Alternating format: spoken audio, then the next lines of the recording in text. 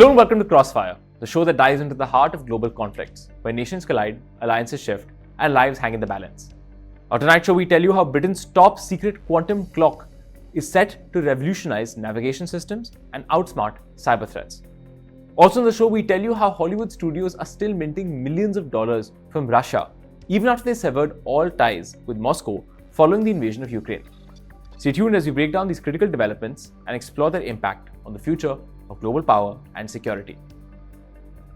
Can a single clock redefine military security? In the UK, scientists have built a quantum clock so precise it loses less than a second over billions of years. In simple terms, it means pinpoint precision in military tactics and intelligence. This groundbreaking invention bypasses GPS vulnerabilities, offering secure navigation even in hostile conditions. With the potential to transform defense and global security, could this be the ultimate game changer? Our next report decodes this for you.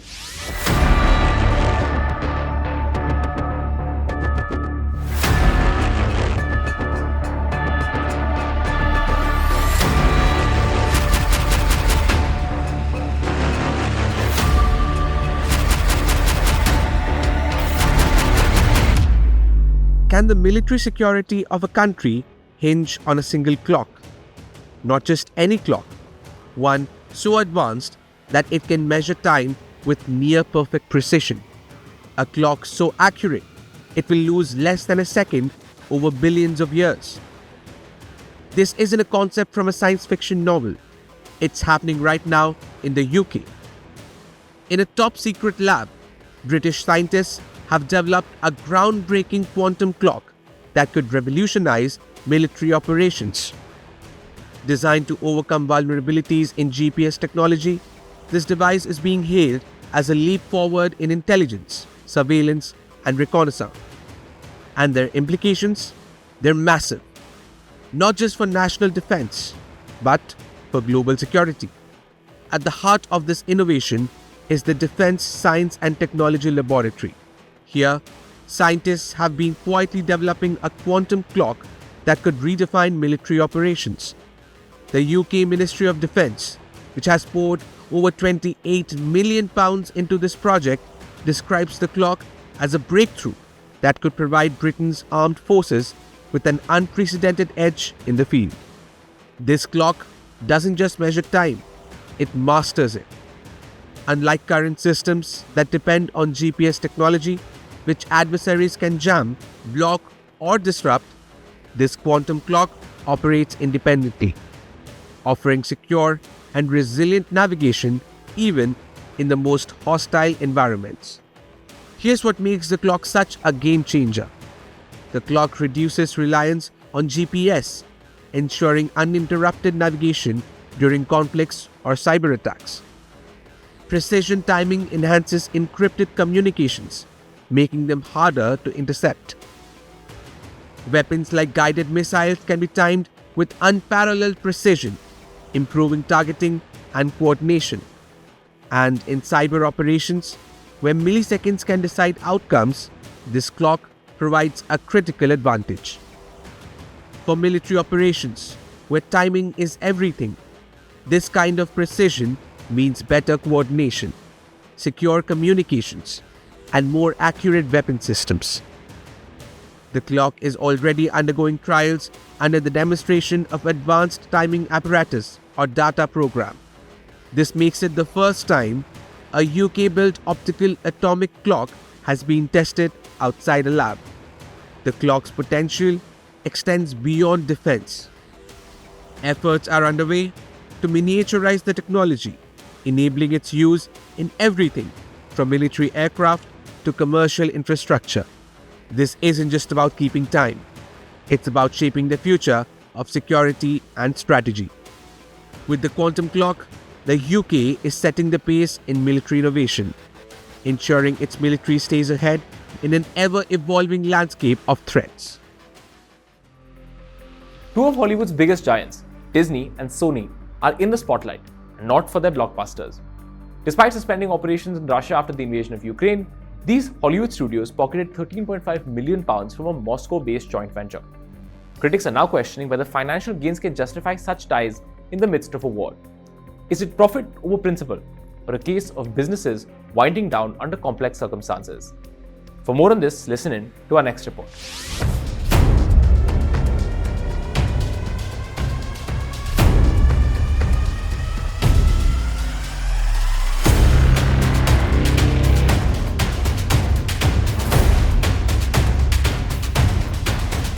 It's a revelation that's turning heads in Hollywood and beyond.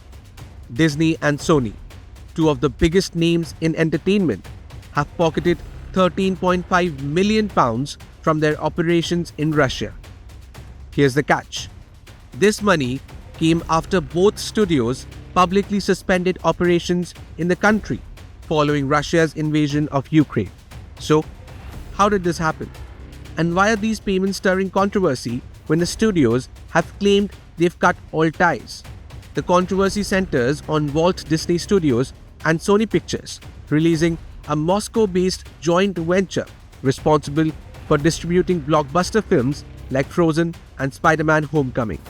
Despite halting operations, this venture paid out £13.1 million in dividends in March 2022, just weeks after the invasion began. A further £440,000 trickled in between July and December 2023.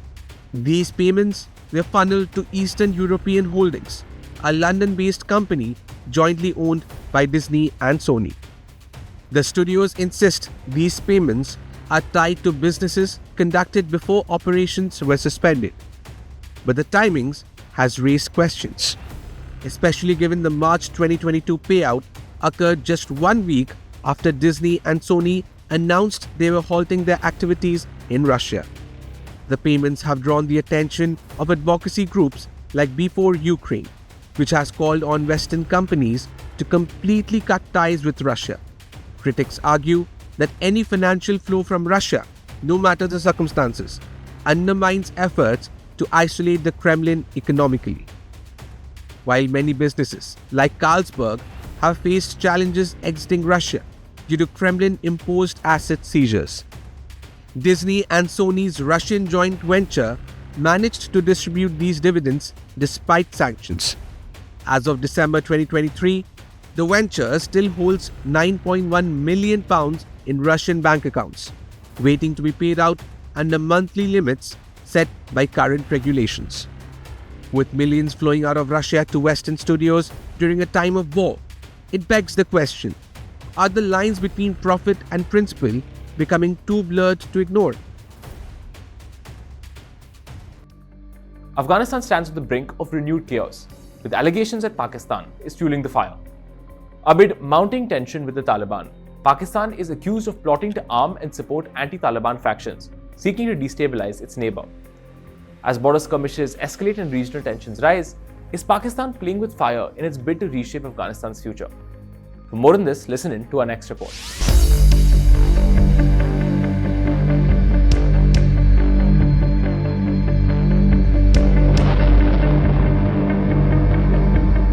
The shadows of war are looming once again over Afghanistan. But this time, it's not just the Taliban or international forces at play. Allegations are surfacing that Pakistan, grappling with escalating tensions with the Afghan Taliban, is plotting to ignite a civil war in its war-torn neighbor. Pakistan's relationship with the Afghan Taliban has taken a nosedive in recent months.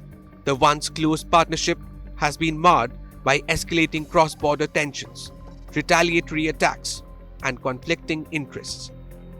Now, defense experts claim that Islamabad is taking a bold and controversial step to destabilize the Taliban regime.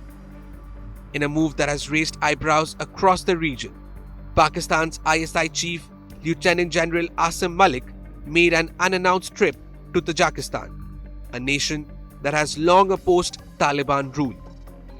He met with Tajikistan President Emomali Rahmon, one of the most vocal critics of the Taliban. The visit has fueled speculations that Islamabad may be forging alliances with the anti-Taliban factions. But why would Pakistan take such a dangerous gamble? And could this be the start of yet another chapter of bloodshed in Afghanistan?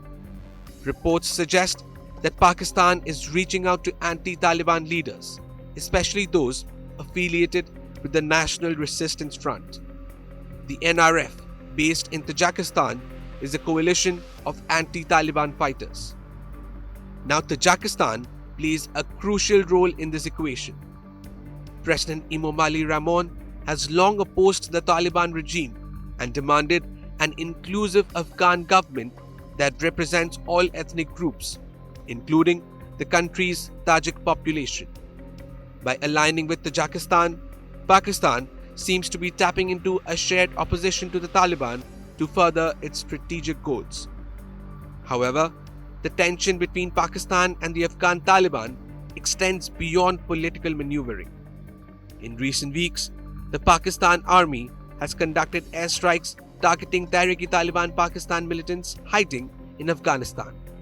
The situation took a bloody turn last week when Afghan Taliban fighters launched an attack on the Pakistani army in the Kuram region near the border. The clash left several Pakistani soldiers injured and one dead. In return, Pakistan forces killed 3 Taliban fighters. While Pakistan's alleged plotting focuses on fostering alliances with anti-Taliban factions, the stakes are incredibly high. Defense analysts believe Islamabad may be hoping to force the Taliban to negotiate by engaging them on multiple fronts, including military, political, and economic pressures. The NRF, for its part, is reportedly seeking financial and military support from Pakistan to continue its fight against the Taliban. As tensions mount, the question remains: is Pakistan's gamble a calculated move to regain control in a volatile region? Or is it a misstep that could spiral into chaos? That's all we have for you in this edition of Crossfire. See you again tomorrow.